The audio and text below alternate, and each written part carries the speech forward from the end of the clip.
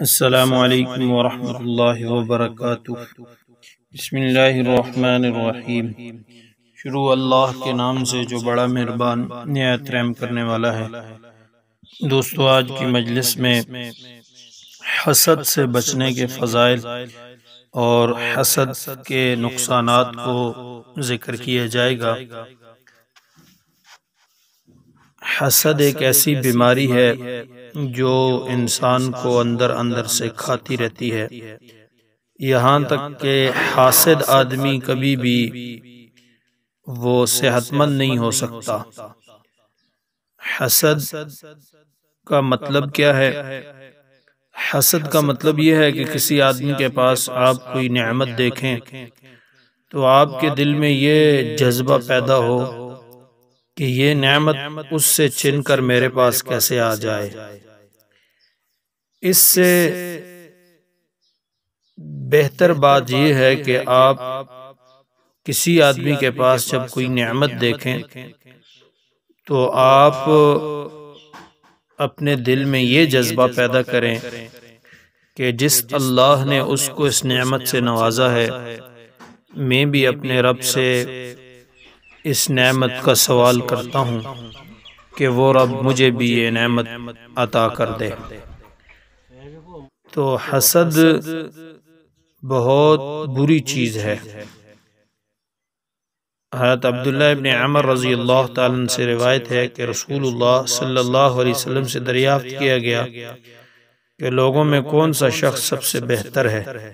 آپ نے ارشاد فرمایا، وہ شخص جو مخمول دل اور زبان کا سچا ہو۔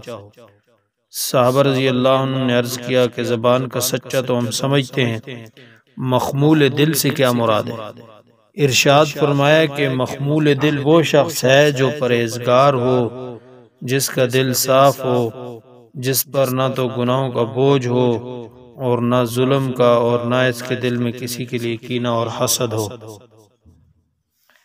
حضرت عبداللہ ابن مسعود رضی اللہ تعالیٰ عنہ روایت کرتے ہیں، رسول اللہ صلی اللہ علیہ وسلم نے ارشاد فرمایا، میرے صحابہ میں سے کوئی شخص مجھ تک کسی کے بارے میں کوئی بات نہ پہنچایا کرے، کیونکہ میرا دل چاہتا ہے کہ جب میں تمہارے پاس آؤں تو میرا دل تم سب کی طرف سے صاف ہو۔ حضرت انس ابن مالک رضی اللہ تعالیٰ عنہ فرماتے ہیں، ہم لوگ رسول اللہ صلی اللہ علیہ وسلم کے ساتھ بیٹھے ہوئے تھے، آپ صلی اللہ علیہ وسلم نے ارشاد فرمایا، ابھی تمہارے پاس ایک جنتی آدمی آئے گا۔ اتنے میں ایک انصاری آئے جن کی داڑھی سے وضو کے پانی کے قطرے گر رہے تھے اور انہوں نے جوتے ہاتھ میں تھام رکھے تھے۔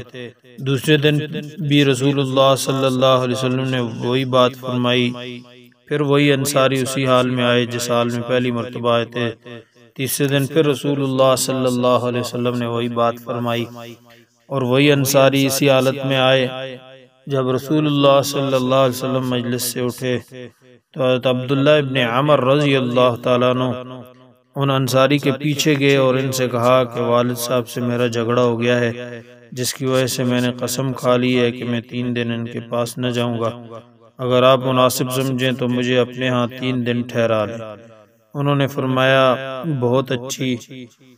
حضرت انس رضی اللہ تعالیٰ عنہ فرماتے ہیں کہ عبداللہ رضی اللہ تعالیٰ عنہ بیان کرتے ہیں، میں نے ان کے پاس 3 راتیں گزاری، میں نے ان کو رات میں کوئی عبادت کرتے ہوئے نہیں دیکھا، البتہ جب رات کو ان کی آنکھ کھل جاتی اور بستر پر کروٹ بدلتے تو اللہ تعالیٰ کا ذکر کرتے اور اللہ اکبر کہتے، یہاں تک کہ فجر کی نماز کے لیے بستر سے اٹھتے۔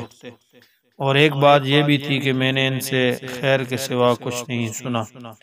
جب 3 راتیں گزر گئی اور میں ان کے عمل کو معمولی سمجھ رہا تھا اور میں نے حیران تھا کہ رسول اللہ صلی اللہ علیہ وسلم نے ان کے لیے بشارت تو اتنی بڑی دی اور ان کا کوئی خاص عمل تو ہے نہیں، تو میں نے ان سے کہا، اللہ کے بندے، میرے اور میرے باپ کے درمیان نہ کوئی ناراضگی ہوئی ہے نہ جدائی ہوئی ہے، لیکن قصہ یہ ہے کہ میں نے رسول اللہ صلی اللہ علیہ وسلم کو آپ کے بارے میں 3 مرتبہ یہ ارشاد فرماتے سنا، ابھی تمہارے پاس ایک جنتی آدمی آنے والا ہے، اور 3 مرتبہ آپ ہی آئے۔ اس پر میں نے ارادہ کیا کہ میں آپ کے ہاں رہ کر آپ کا خاص عمل دیکھوں۔ تاکہ پھر اس عمل میں آپ کے نقش قدم پر چلوں۔ میں نے آپ کو زیادہ عمل کرتے ہوئے نہیں دیکھا، اب آپ بتائیں کہ آپ کا وہ کون سا خاص عمل ہے جس کی وجہ سے آپ اس مرتبہ پر پہنچ گئے جو رسول اللہ صلی اللہ علیہ وسلم نے آپ کے لیے ارشاد فرمایا۔ اس انصاری نے کہا میرا کوئی خاص عمل تو ہے نہیں، یہ عمل ہیں جو تم نے دیکھے ہیں۔ حضرت عبداللہ رضی اللہ تعالیٰ فرماتے ہیں میں یہ سن کر چل پڑا، جب میں نے پشت پھیری تو انہوں نے مجھے بلایا اور کہا میرے اعمال تو وہی ہیں جو تم نے دیکھے ہیں، البتہ ایک بات یہ ہے کہ میرے دل میں کسی مسلمان کے بارے میں کھوٹ نہیں ہے، اور کسی کو اللہ تعالیٰ نے کوئی خاص نعمت عطا فرما رکھی ہو تو میں اس پر حسد نہیں کرتا۔ حضرت عبداللہ رضی اللہ عنہ نے فرمایا یہی وہ عمل ہے جس کی وجہ سے تم اس مرتبے پر پہنچے، اور یہ ایسا عمل ہے جس کو ہم نہیں کر سکتے۔ اللہ تبارک و تعالی سب کے دلوں کو کھوٹ سے پاک کرے، حسد سے پاک کرے، کینہ سے پاک کرے۔ وآخر دعوانا الحمدللہ رب العالمین۔